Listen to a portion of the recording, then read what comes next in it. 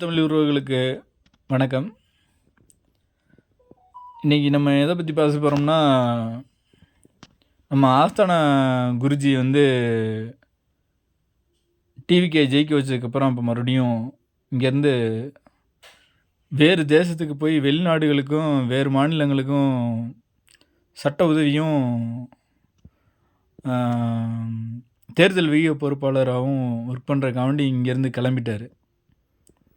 அவரை தடுத்து நிறுத்தி எப்படியாவது இந்த தமிழ்நாட்டை மறுபடியும் கட்டி காப்பாற்றுறதுக்காண்டி அழைச்சி வர்றதுக்கு நம்ம தாவைக்காலில் இருக்கிற அமைச்சர்களையும் அதற்கு தலைவராக இருக்கிற மாண்புமிகு முதல்வர் ஜிஎம் ஜோசப் விஜய் சாரையும் கூப்பிட்டு அவரை எப்படியாவது அழைச்சிட்டு வந்து இந்த தமிழ்நாட்டை கட்டி காப்பாற்ற சொல்லி போராட போகிறோம். ஏன்னா அவர் தான் இந்த நாட்டில் இந்த ஆட்சியை கொண்டுட்டு வந்திருக்கோன்னு சொல்கிறாரு. அவர் இல்லாத ஏடிஎம்கே என்ன பாடுபட்டுச்சுன்றதையும் எடுத்து சொல்கிறாரு. அவருக்காக இத்தனை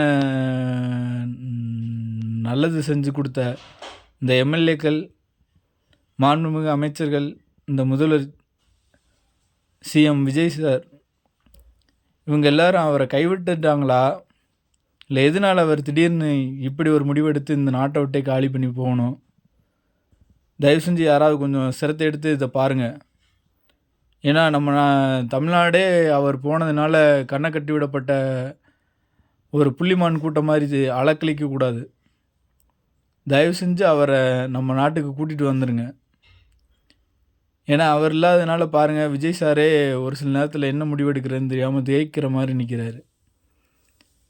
இப்படிலாம் அவர் பேசியிருக்காருங்கய்யா. ஏன்னா அவர் இல்லாததுனால ஏடிஎம்கேலேயே ஜெயலலிதா அம்மா செத்ததுக்கு காரணம் அவர் கரெக்டான ஆலோசனை வழங்கலை. அவர் இருந்திருந்தாருன்னா எடப்பாடி பழனிசாமி நல்லா ஆட்சி வழங்கியிருப்பார், சசிகலா அம்மா நல்லா வாழ்ந்திருப்பாங்க. அவர் போயஸ் கார்டனுக்கு போகாதனால தான்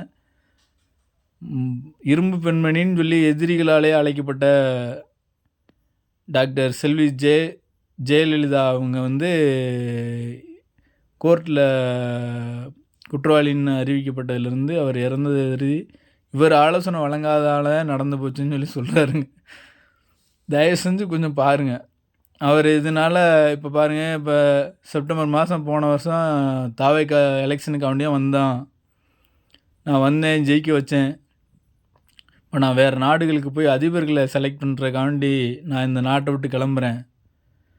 அதே மாதிரி வேறு நம்ம மாநிலங்களுக்கு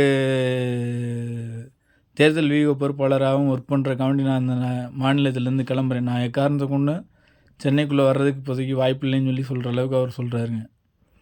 தயவு செஞ்சு அவரை கூட்டிகிட்டு வந்து இனிமேலாவது அடுத்து என்ன பண்ணுறன்றதுக்கு ஒரு பிளான் பண்ணுங்கள். ஏன்னா அவர் லேட்னா திடீர்னு இந்த 3 ஃபைல் ஓப்பன் பண்ணணும்னு சொல்லியிருக்காரு விஜய் சார். அதையும் ஓப்பன் பண்ணாமல் வச்சுக்கிட்டே இருக்க போகிறாரு. கொஞ்சம் பார்த்து நல்ல முடிவாக எடுத்து அவர் நல்லபடியாக கூட்டிகிட்டு வாங்கய்யா. நன்றி, வணக்கம்.